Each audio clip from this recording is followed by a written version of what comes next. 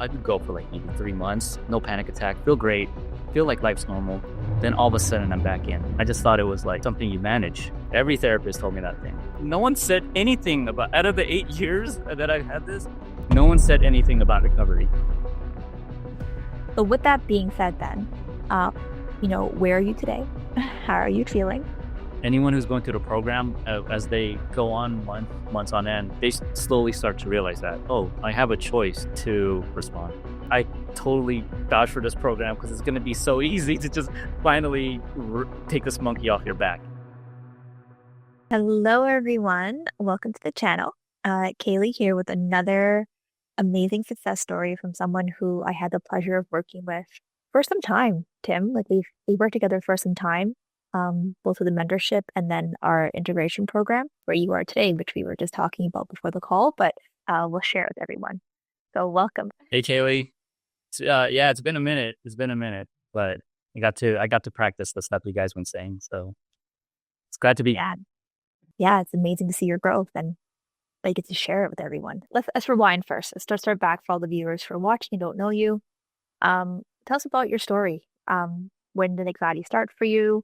How did it start? And what were your biggest symptoms? So anxiety started for me back in 2015. I think I was just in I didn't know how to handle my relationship at the time. So I remember you're just fighting a lot and just, regular relationship stuff, but I wasn't very just good at handling it emotionally.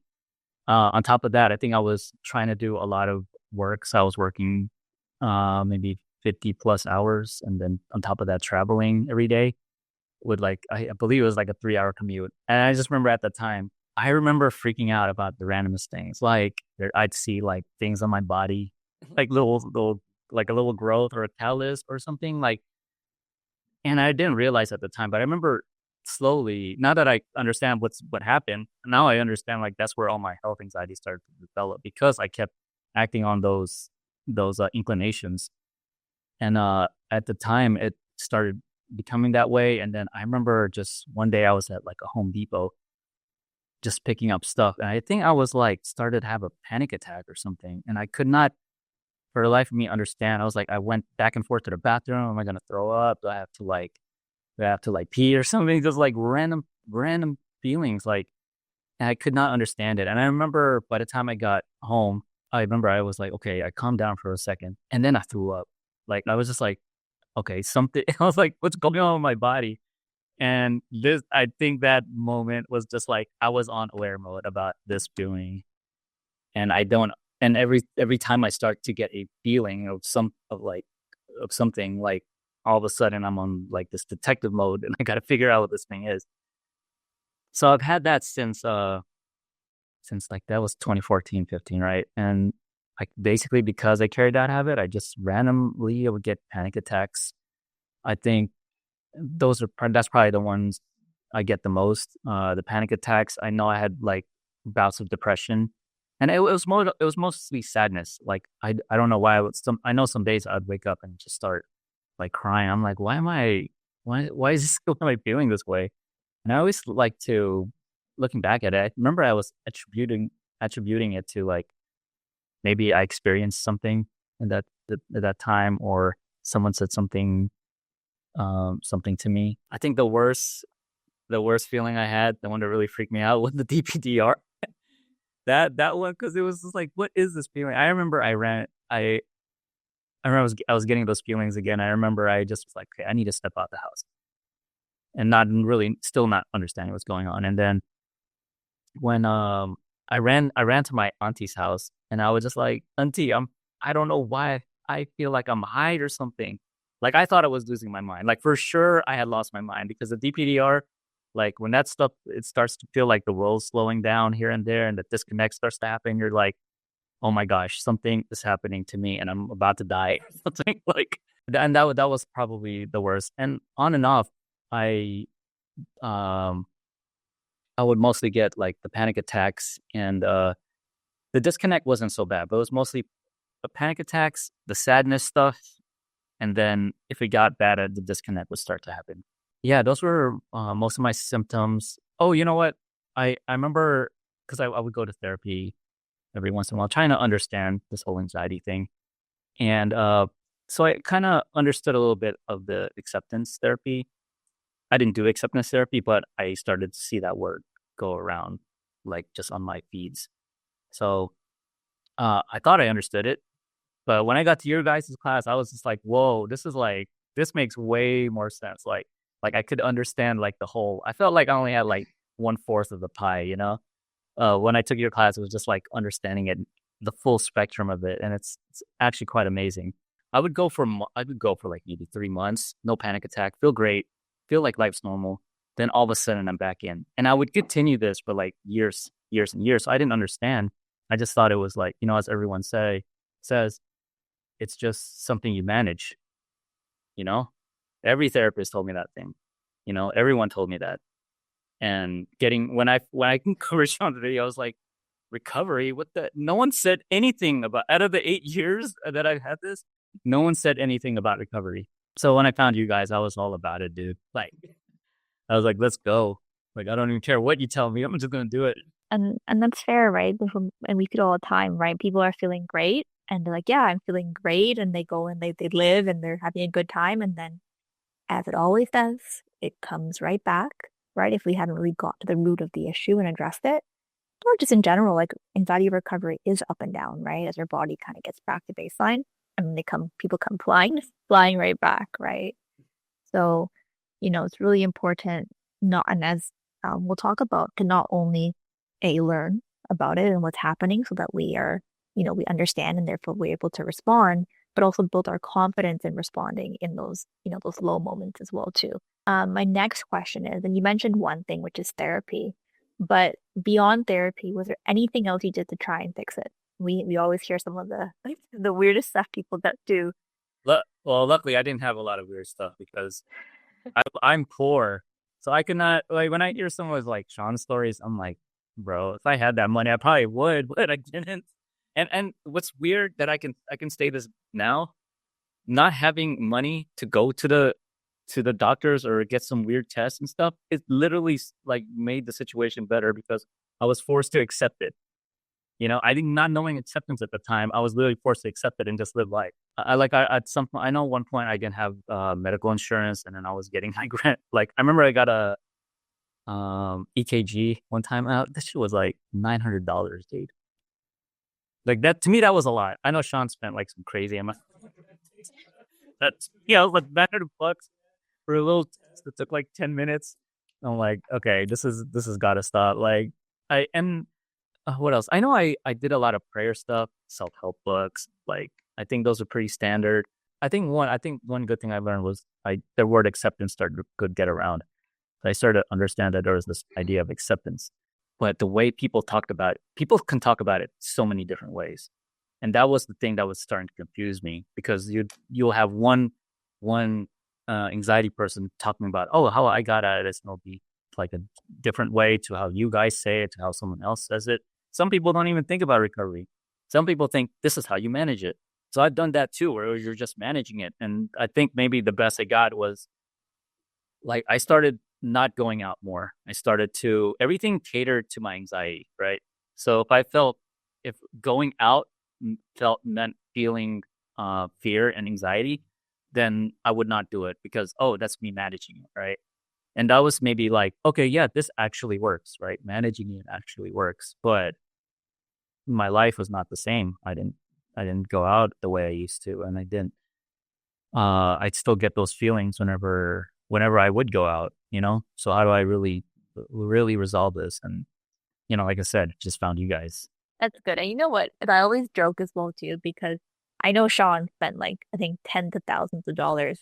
Um, in Sean's story, for those of you who are watching and maybe haven't heard it before, but I guess Sean's rock bottom or his turning point was when he went to the hospital and paid tens of thousands of dollars to do every test in the book. The doctor's okay, let's run every test.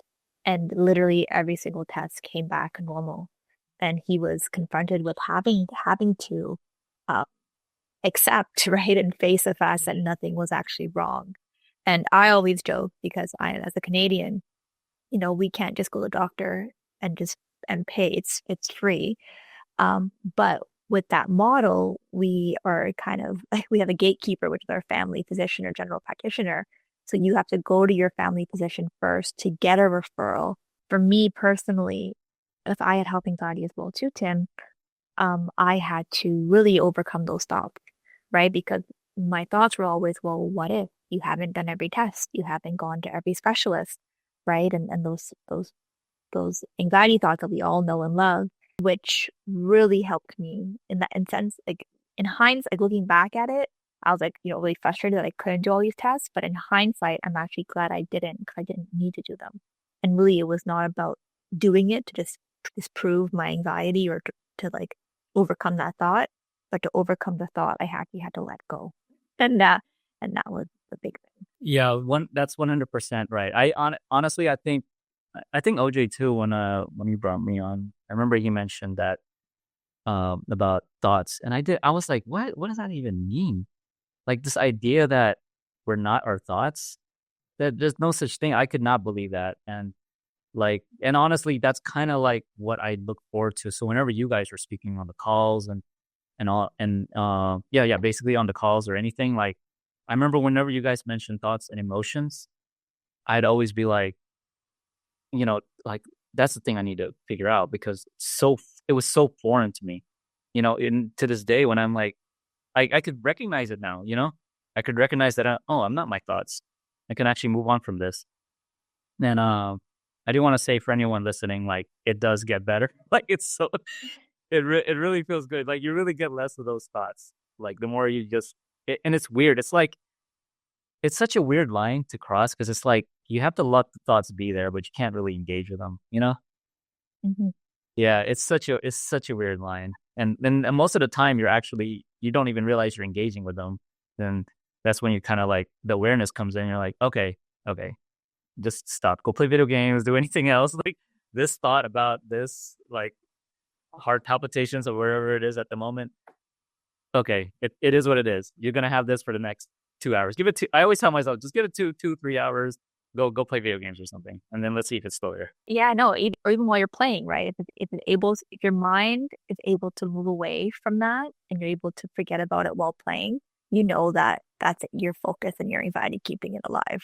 But yeah, I love that you mentioned thoughts, Tim, because I always say, always, always, always, like people come in and they're like complaining about their DPDR, their heart palps, like they have all these different things, right? And they think the root of their issue is the symptoms. But I always tell them, nope, the root of your issue is your thoughts. And anxiety started with your thoughts and it ends with your thoughts.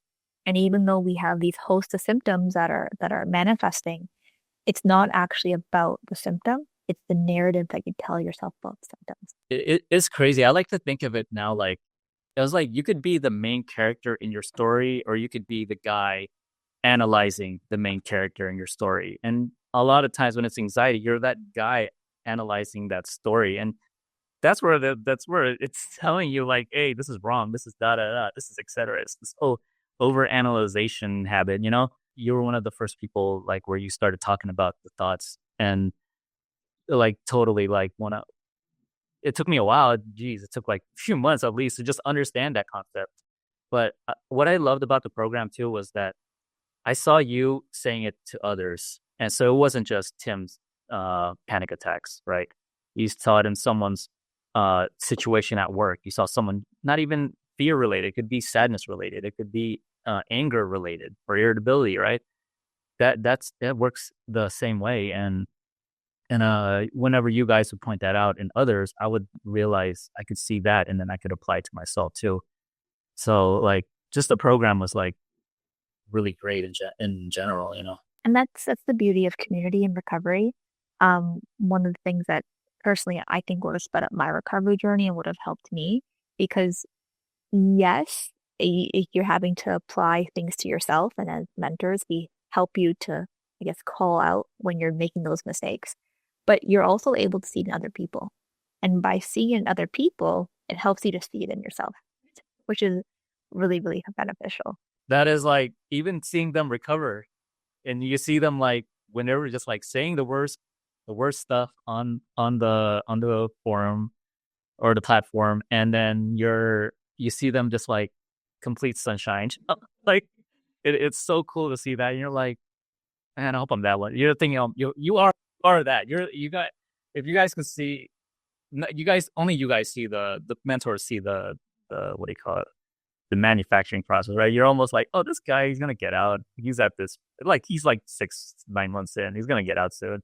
Someone coming in, they probably think it's the worst. I remember coming in too. I remember like the first meeting with you guys. I was like, oh my gosh, this is so depressing. Am I ever gonna get out of this? Yada yada yada yada. I'm like, I'm gonna be stuck in this panic zone forever. And it's like, what do I have to endure? God forbid, what do I have to endure to get out of this? Like, it was just the talk was so intense. And at the time it was like, yeah, so were the symptoms, right? But like you said, I think I think I will always say the thoughts and emotions. Like, that is the one thing I've always like paid attention to even now. Like, yeah, I think it's a foreign concept for a lot of people to understand that we aren't our thoughts and emotions. I always say that's one of the biggest blessings of anxiety for me is that prior to anxiety, I was just living. My thoughts were controlling everything. I had no second thought about my thoughts. They just were there, and I assumed that's who I was. And actually, I think when I fell in, that's what that's what was so hard for me, that my thoughts became so negative and dire, which we know is a symptom of the anxiety. And because I always connected with my thoughts and believed my thoughts were who I was, when my thoughts took that turn, I was like, holy crap, like I'm going crazy, something's wrong with me. And it led me to spiral even more because I still believed my thoughts. So being able to separate from that, and I love that you mentioned, Tim, that it wasn't an overnight thing, right? And it isn't going to be for most people, not all people, right? We can't change habits or change ways of being overnight. It's a practice that we have to get really good at recognizing, right? Our thoughts and recognizing those automatic or instinctual reactions we have to thoughts or emotions, and learning how to drive that wedge, as we were talking about earlier. I always mentioned in like the alarm process, is what we teach in the program, right? That driving that wedge between a symptom, a thought, or an emotion and your automatic reaction. Trying to move from reaction to response.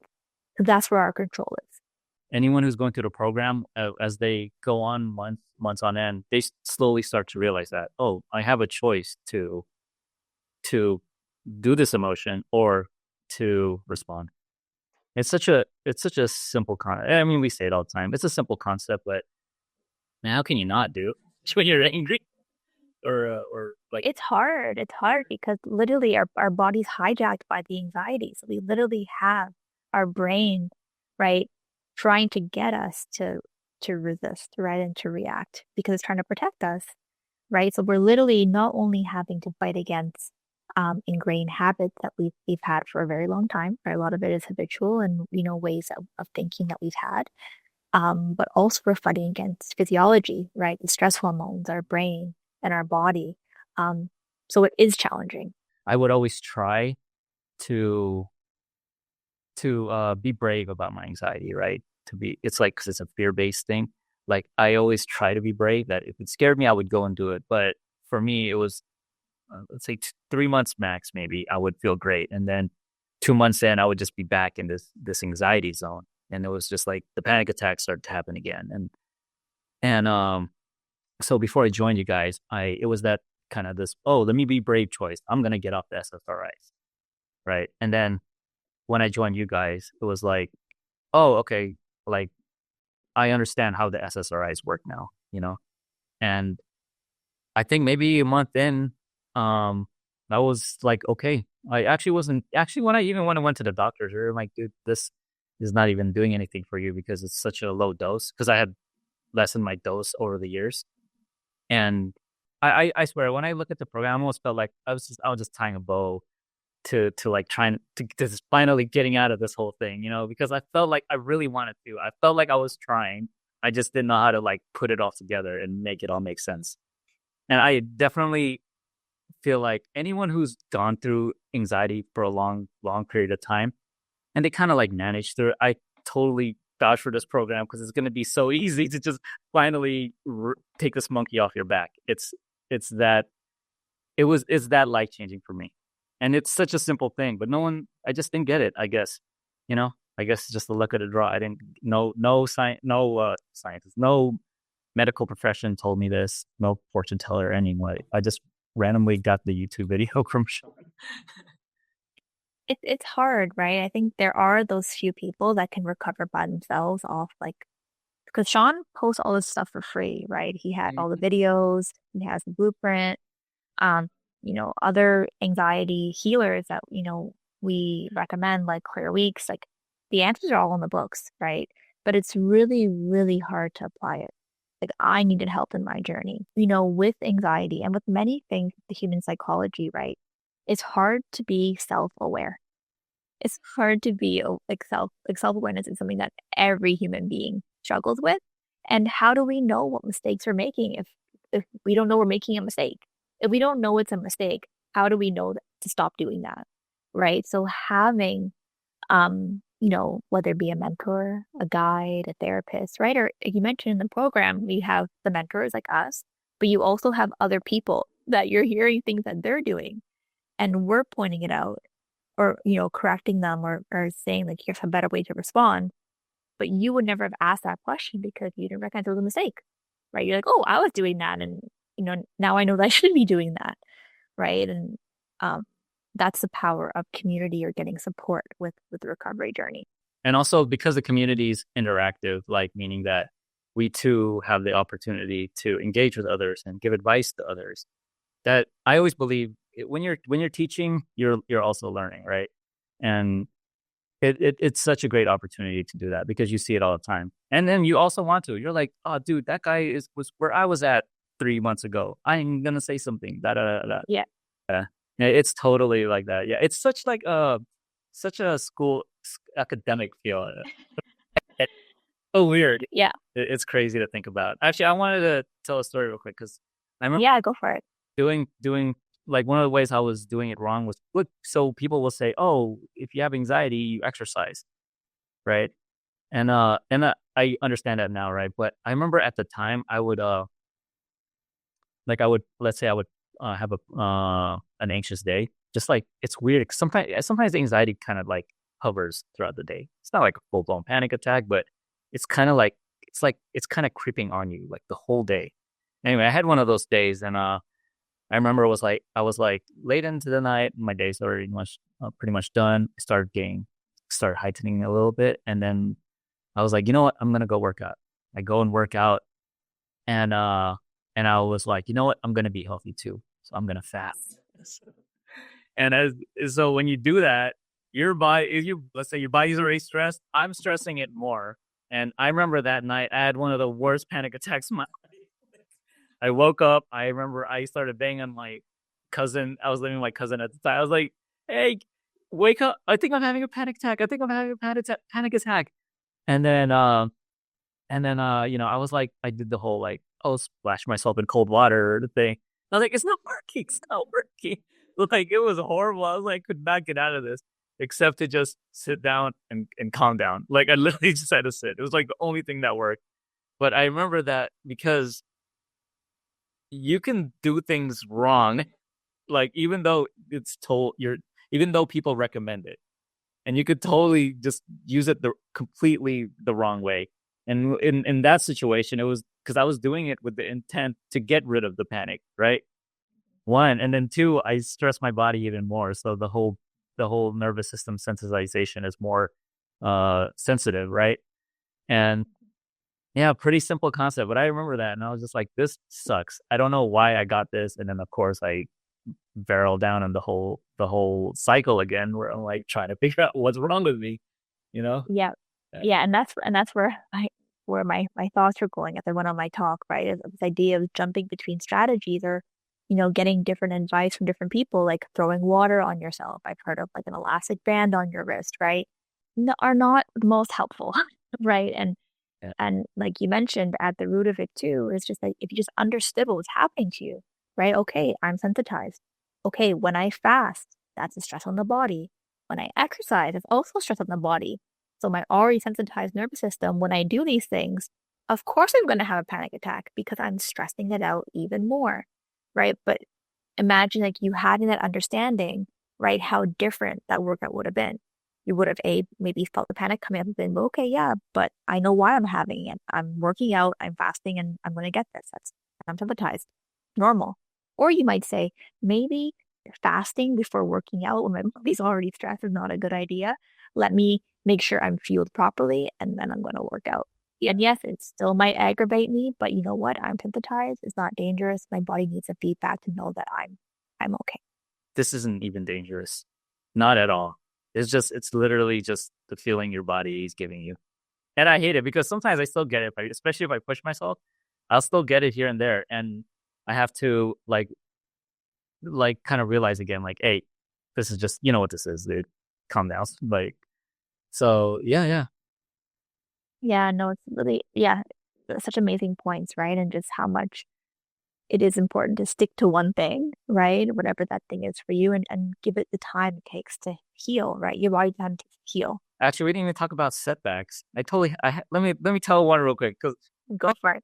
when I was with you guys, and I could not for the life of me like understand what I was doing wrong, you know. But apparently, I wasn't. I just had to be chill with it, right? But geez, man, yeah, I definitely went through a period over with you guys with a horrible setback. I could not stop crying and being sad and being panicky. It was actually around this time. It was around January, February. And I remember like at that time too, I could not sleep for more than like 2 hours or 3 hours. It was crazy. It was something like that. I mean, I was catching you guys on the other side of the world when you guys had those calls. But that really, those setbacks are a freaking blessing. You guys are gonna hate me saying that, but they really are because they're the things that teach me every single time. Whenever the hard feelings came in, I had to learn that these were nothing. It's your opportunity to learn that. You won't learn it any other way because that was horrible. When I wouldn't sleep for like a whole like 3 months, and that didn't even get. I had to gradually get back to like 7 hours, right? It was like maybe it was 2 and 3, then it went to 4 and 5, then it went to 5 and 6. Then I finally got to like 7, nearing 8. And I'm pretty normal now. But geez, man, that little stretch was horrible. But I'm glad you guys were there. And I'm glad when I explained it, you guys can show me like, hey, this is what this is, da da da da da. This is why it's happening. And I just had to be patient with it. I really did. It was if I were to think about one skill, it was like just being patient with those feelings. Amazing, right? And I think for everyone watching, the main thing that I want you to take away from what Tim is saying is just listen to his mindset around things, right? It's like, oh yeah, I had most of you, right, who are, especially if you're struggling, right? It's, oh no, I'm having a setback. I don't want to experience this. Why is this happening? Et cetera, et cetera, et cetera, right? But Tim, and just how he explained it, was like, no, like I need to have them, right? I need to have them. It's part of the journey. And for this entire conversation, I want you, if you're going to rewatch it or if you're listening, right, to hear Tim's mindset towards the symptoms, right, and how that's changed, because that is the root of success, is changing our relationship with our symptoms to be able to experience them, because you will be experiencing it throughout the journey to get to recovery, right, and changing that mindset, and therefore with that mindset changing your response. So with that being said, then, where are you today? How are you feeling? Today I am doing great. I have my own apartment now. Um, I work. I'm still working full time, which actually comes down to like me still applying the thing where I'm like, okay, let me get a full time job, which I'm actually about to start in mid-March. So I'm gonna have my full time job, and I'm sure that'll be a whole nother. I call them adjustment periods now. Basically, going on with life. I'm just trying to live the married life now. And I finally started to get some like downtime, so I was like able to come here and do a little interview. But pretty much just going on with life, and I'm still responding the same way I do. And I think I just carry a lot of the habits that I picked up from the program, like still to this day, even if it could be anxiety related, it could be life related, but I know I just try it's weird. I try to push now. It's such a weird thing because I know it's like I get these feelings, but I also know that it's not like the end of the world. And so whenever a challenge comes, I try to take it. I try to take it all the time and just do my best with it because that'll always be the thing. You'll always just try your best and then you just move on to the next thing. No, it's amazing. And um, I think I want to just point out for everyone who's watching, um, you know, a lot of times people will hear, oh, he still has symptoms. He is not recovered, right? Or they start freaking out and say, oh, like, what? He's still having symptoms because that's the root of all of our problems. We want these symptoms gone. But recovery, if you look at recovery from a macro view, it's going back to what we talked about at the beginning of the call, right? Recovery takes time. Our body takes time to get back to homeostasis, as we call it, um, and fully level out. And I think, Tim, you're mentioning that now you don't have symptoms, right? Your symptoms on a daily basis is pretty much gone, or is gone. I actually want to because I thought the exact same thing when I first joined you guys. I was like, there's no way, and because you do hear people say that, but it's true. It does. It's like the volume gets lower. It's not really like, oh, it goes away. I promise you though, it gets lower and it's less intense and it doesn't last as long. But also that's because you are also responding better. Yeah. Yeah. And like you mentioned, you said, right, like now for you, it's you don't have it every day. But when you're stressed or something stressful comes up, you might feel the volume turn up like a little bit. You start feeling it again, right? And I was telling Tim like that's how it was for my journey too, right? It took me time to get to a place where, it was pretty much gone every day. But when I was stressed or I pushed my body a bit too much, like I would feel it poking its head a little bit, right? But with recovery for me as a mentor, right, is when you have Tim's mindset. So now Tim has his mindset. He's able to respond to whatever comes his way. Just a matter of time from this point where even stressors won't cause you to feel symptoms. Or sometimes too, like think about like people who don't have anxiety, right? Or people who, um, or yourself before being sensitized. You still experience symptoms of stress, right? Like when you didn't sleep for a couple days or you overworked yourself, right? You may have had a headache, you may have felt like a little bit off, right? Symptoms of stress are normal, right? So also remembering too that, We still see you guys responding. I did remember noticing that too because Sean would tell stories of stuff that he's going through in his life, and you guys would share your stories when where you're still responding, and that helps a lot because it's true. It's like it's an ongoing habitual practice. and that's why, people often get scared, right? They hear, well, what if they fall back in? Like, what if I fall back in one day, right? And the first thing we always tell people who do in the program, and I'm sure you've heard it a million times, and is that the difference between you, a lot of people have recovered before and fell back in, like they have this, like you, they feel better, then they go back. They feel better, then they go back, right? Or other people who like, recover and then fall back in. If you ask them what happened, they say, well, I just felt better. I don't know what I did, right? Because it's unconsciously that they do the right thing, right? But in the program from day one, we really emphasize no, what are you doing? What are the conscious things that you are doing, or even unconscious? We're trying to show you, make it more conscious now by pointing them out to you, right? But what are the things that you are doing that keeps anxiety alive and keeps you stuck in this system, right? So that you're able to get out of this consciously so that you never fall back in. I like to say that it was like the slowest magic trick reveal ever. Like because it was just like what? That's how that works? What? It actually works when you do this? And slowly over because I said that too. I was like, man, like maybe 7 months in, I was like, I don't want to fall back in. I don't want to fall back in. And then like give a few more months, I'm like, you know what? I think I'm ready to fall back in. Let's just go on because I'm tired of thinking about falling back in.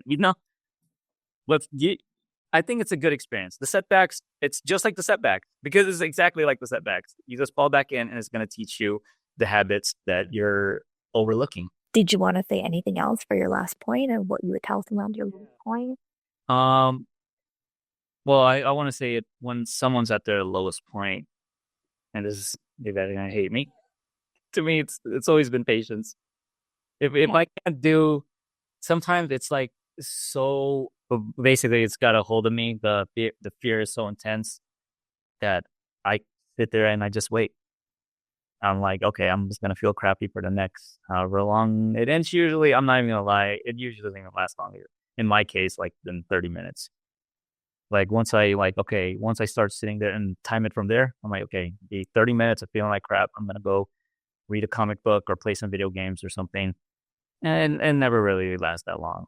That's one. I actually wanted to say one more thing was and I think this is a Claire Weeks thing. I believe is it's there's a difference between acceptance and putting up with Mhm. me, and to me, it's learning to make that jump, and I had to in that point. You kind of really have to be real with yourself.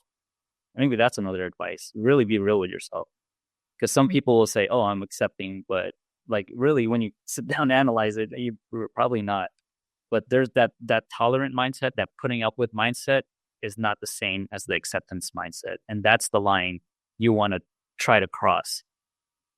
It's almost like a black and white line. It looks the same. The actions of those two things look the same, but they are different in mindset, completely opposite. And it's such a beast to get around. To be fair, that's such a hard thing to learn. But to me, that's where you start to make changes. And the thing I love about it sounds crazy. The thing I love about falling into the anxiety cycle is learning that one little thing, that little difference. It forced me to be accepting. It forced me to be a better person, right? I know we've said that before, but it's so true when you start to learn that putting up with and like, you know what? Yeah, I can't. I'm gonna accept this for what it is and make something else more important. Awesome. Thank you, Tim. That was an amazing interview. Um, Talked about some really, really important topics, and just lovely catching up with you. So, for those of you that are watching, I hope you got a benefit out of that. And as always, leave your comments down below. If you want to learn more about our mentorship, or even download the blueprint manual we talked about, is down in the description box below. And we'll see you around.